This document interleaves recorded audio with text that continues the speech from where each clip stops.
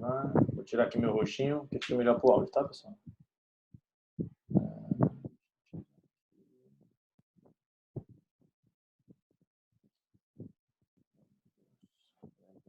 Para entrar.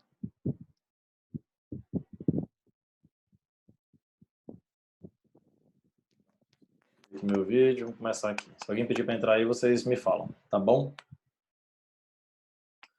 Certo? Tá, então, o meu sistema nervoso simpático, que a gente falou há pouco, né? Ele é contraposto pelo sistema nervoso parasimpático. Olha, peraí que agora eu tenho que começar a gravar. Estou gravando já.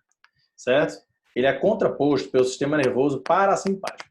Quais são os ramos do meu sistema nervoso parasimpático que vocês têm que ter uma importância, tem que ter para vocês uma importância muito grande, tá?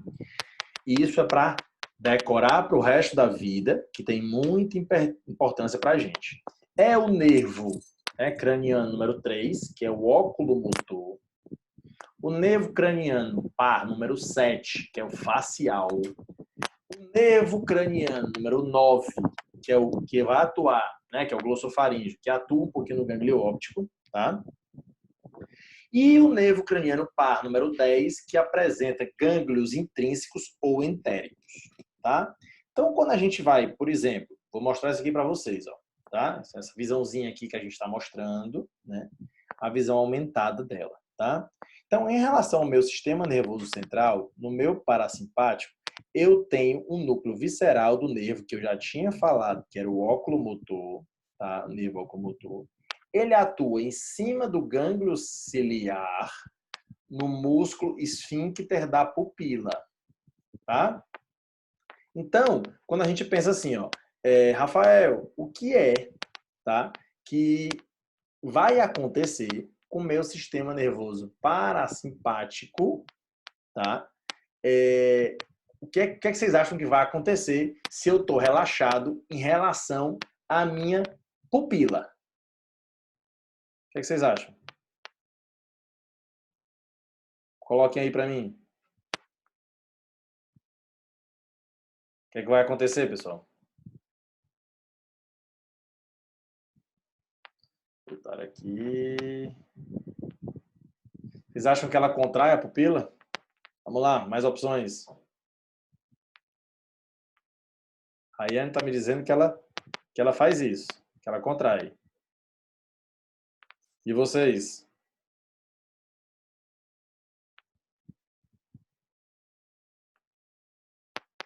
De novo, o que é que vocês acham, né, que vai acontecer com a minha pupila quando atua o sistema nervoso parasimpático e por quê?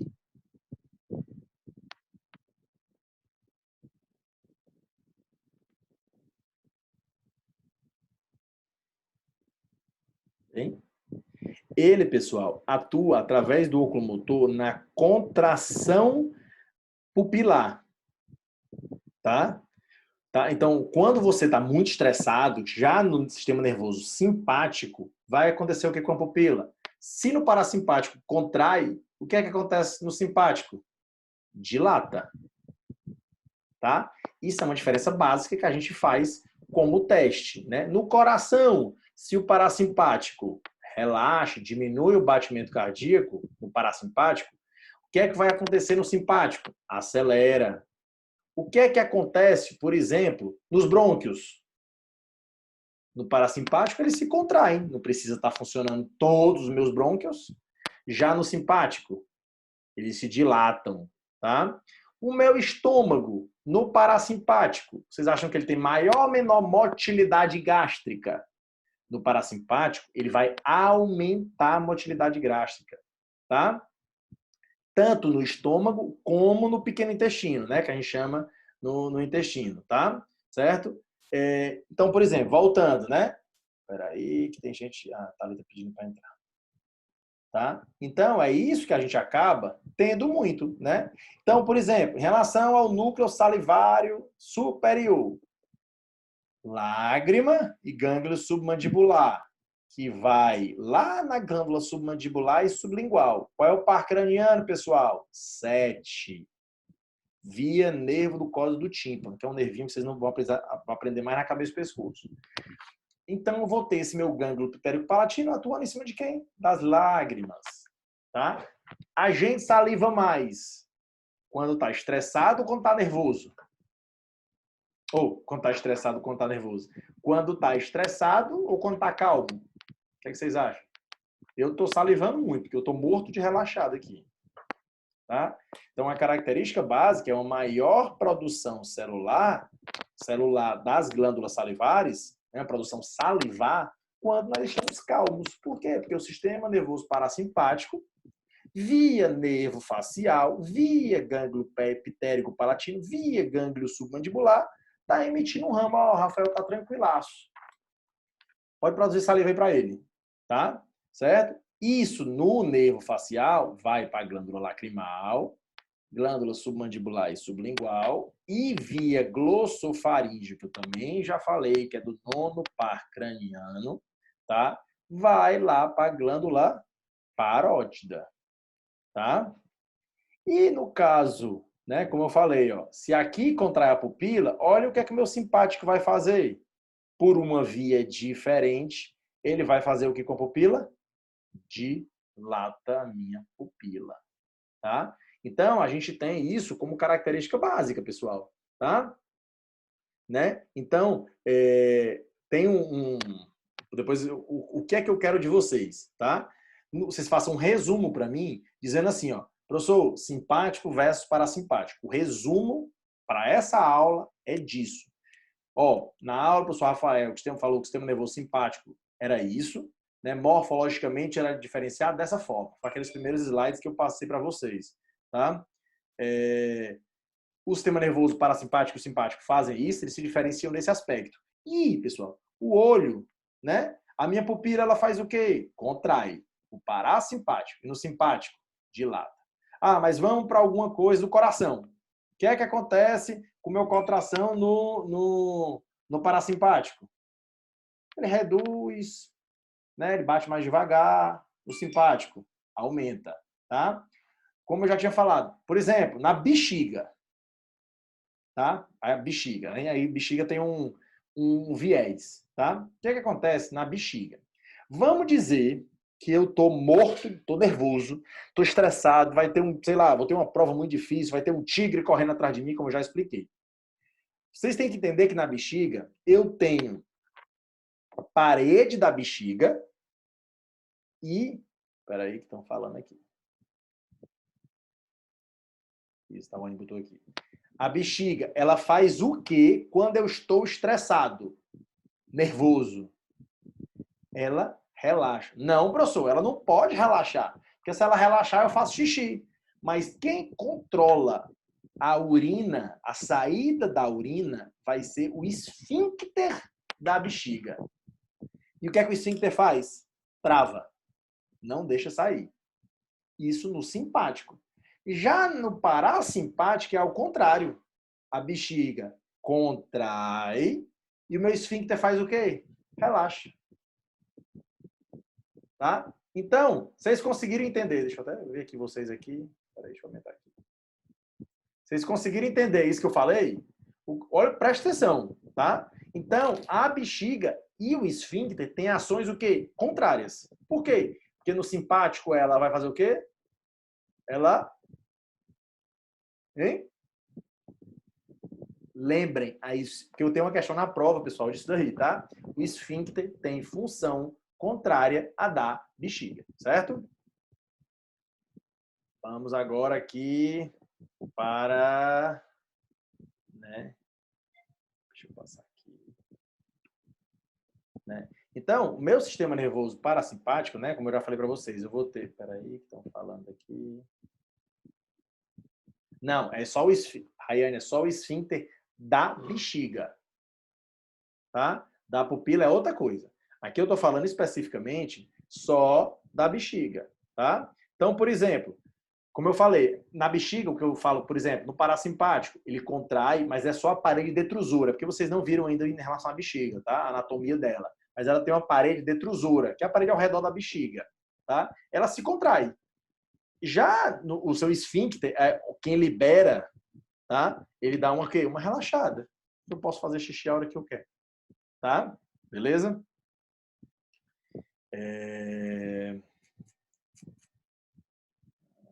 Vamos ver aqui.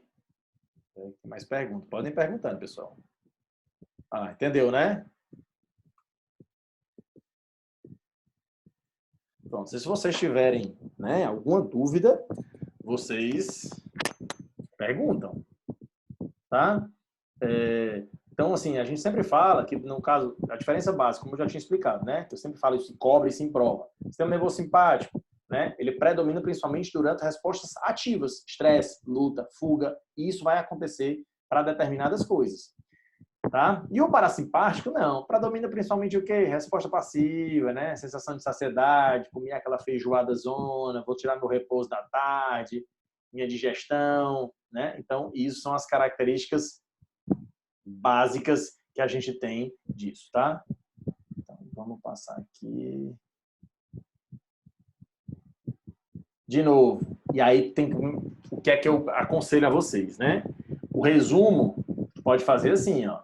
Opa, inervação simpática ou parasimpática. Pegar essa figurazinha na internet e botar, opa, o estômago dilata, trato respiratório, o brônquio, o simpático dilata. Vou fazer uma pergunta para vocês. Alguém que tem alergia a caranguejo, camarão, tem ou não? Nada, nenhum tipo de alergia? Alguém aqui tem asma? Também não, né? O que é que acontece? Bronquite, pronto. Mas bronquite não é tão específico, mas vamos lá. O que é que acontece com uma pessoa que tem alergia, que não pode comer camarão, por exemplo, sei lá, tem uma picada de algum mosquito, de uma cobra, alguma coisa, e ele tem um choque anafilático, né? Ou seja, a via aérea dele fechou. O que foi que a via aérea fechou? Esse termo que a gente utiliza. O que acontece, pessoal? Minha caneta aqui, ó.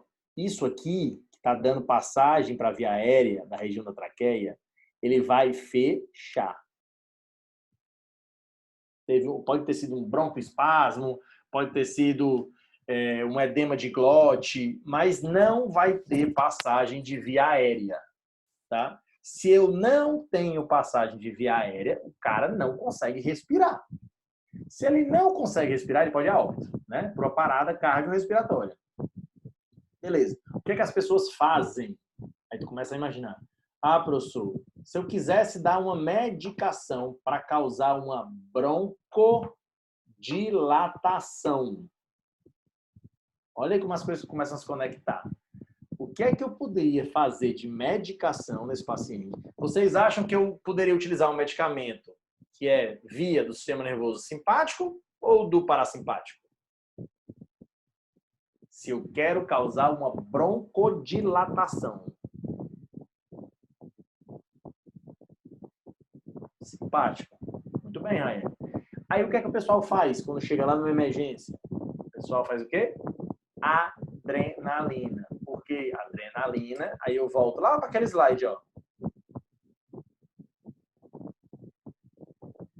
Deixa eu ver onde é que tinha aqui.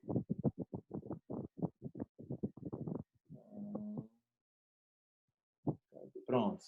Eu vou ter meus receptores adrenérgicos com a epinefrina. O que é epinefrina? Adrenalina. Tá? Então, como eu tenho, olha aqui, ó, eu vou ter norepinefrina, que é um quase um análogo, né, da adrenalina, que ele vai causar isso daí, tá? Tô falando muito rápido, pessoal? Ou não? Tá bom. Tranquilo aí? Tô tentando falar até alto, tá? Pra não assustar, certo? A internet às vezes fica travando.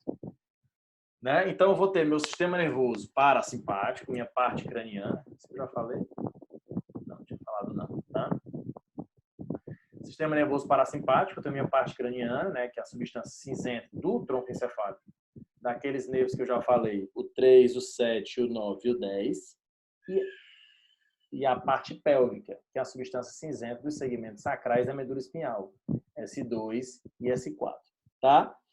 Nas vísceras da cabeça, parte craniana, vísceras tórax e abdominais, nervo vago, e vísceras pélvicas, parte pélvica, que é do cólon descendente do reto, né? São as vísceras que o meu sistema nervoso parasimpático vai controlar. Lembram que eu falei para vocês que o posicionamento dos neurônios do sistema nervoso parasimpático é na posição cervical e na posição caudal. S2 e S4 é nessa porção final, nos segmentos sacrais da medula espinhal, ou seja, lá embaixo, lá no sacro, tá? E a parte craniana na substância cinzenta do tronco cefálico, que é o 3, 7, 9 e 10, tá? Vou ter os gânglios, tá? Que são... Professor, você vai cobrar esses gânglios na prova? Não, não vou cobrar. Só quero que vocês saibam os pares cranianos. 3, 7, 9 e 10. Tá? O 3 é o oculomotor, o 7 é o facial, o 9 é o gânglio óptico, né? Desculpa, pessoal. O 3 é o oculomotor, o 7 é o facial, o 9 é o glossofaríngeo, o 10 é o nervo vago. Tá? Certo? Aqueles músculos que a gente falou, estou voltando, acho que eu tinha passado. Vamos lá. Aí eu vou falar para vocês, vou ser bonzinho e vou dar uma tabelazinha resumida. Né? O que é que acontece no olho no efeito simpático? Diâmetro da pupila aumenta. Efeito parasimpático diminui. Curvatura do cristalino, acontece nada com efeito simpático. Parasimpático aumenta. O que é que acontece com a frequência de contração? Ou seja, quantas vezes o coração vai conseguir se contrair no minuto? O efeito simpático aumenta, porque ele vai estar batendo, né? Já no parasimpático... Peraí. Falaram comigo aqui. Isso. Né? Frequência de contração no parasimpático, que está errado, tá? Que é para baixo. Certo? Força de contração, ela diminui um pouquinho no simpático, mas é muito discreto, tá? Pulmão, pessoal, no pulmão, tá? Diâmetro dos bronquíolos aumenta no simpático, tá? Diâmetro dos vasos, aqueles vasos menores, né? No pulmão, ele diminui, tá? Produção de suor, o efeito simpático aumenta. Lembra que eu falei que o cara estiver correndo, estressado, está em fuga? Aumenta, tá? E aqui são algumas outras secreções que a gente tem, tá? Produção de lágrima vai ter determinado efeito simpático. Pode acontecer, pessoal, de não ocorrer efeito simpático parasimpático. Pode ocorrer só efeito simpático. E não o parasimpático não existir, não tem inervação para aquilo. Tá? Eu vou ter atuação em trato gastrointestinal, que eu já falei para vocês, secreção, fígado, pâncreas, intestino e bexiga e genitália externa. Certo? Pessoal, espera só um minutinho. Só um minutinho aqui. Vou tomar a gravação. Tomar compartilhamento. Não, eu fico, Ave Maria, doido na cabeça. Certo? Tá? Então, o que é que a gente vai ter, né? Então, vou ter atuação, como eu falei para vocês, todos esses locais aqui, ó, bexiga, gônada, genitália, intestino delgado, pâncreas, através dos gânglios. Não quero que vocês decorem os gânglios, tá, pessoal? Não é o objetivo da aula, tá bom? Só quero que vocês saibam basicamente posicionamento desses gânglios, se é crânio sacral, tóraco lombar, que é o que é de importante para a gente, certo? E essa porção aqui. Isso principalmente para o resumo da aula, tá bom? Descartar. E aí, meu povo? Dúvidas? Quero dúvidas. Contem aí. Nada?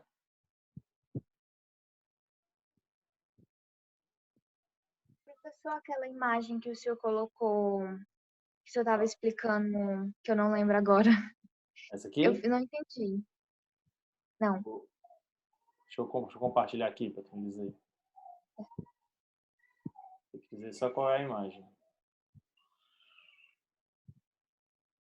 Não, um pouco mais para cima. Acima? É.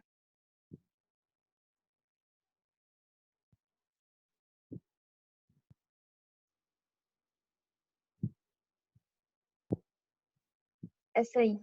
Pronto.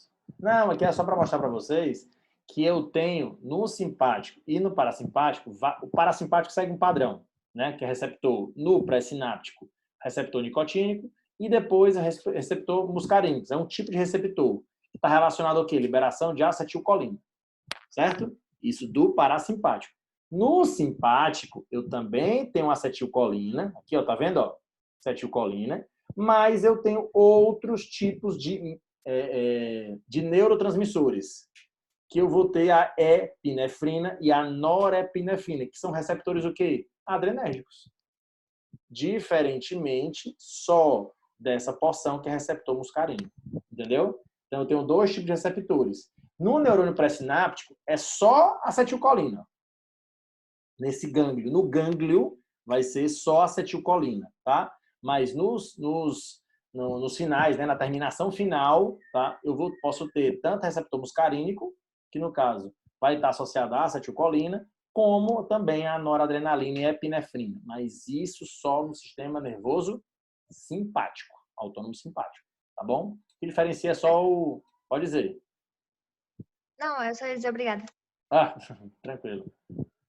Dúvidas, pessoal? Façam um resumo e mandem para mim, tá certo?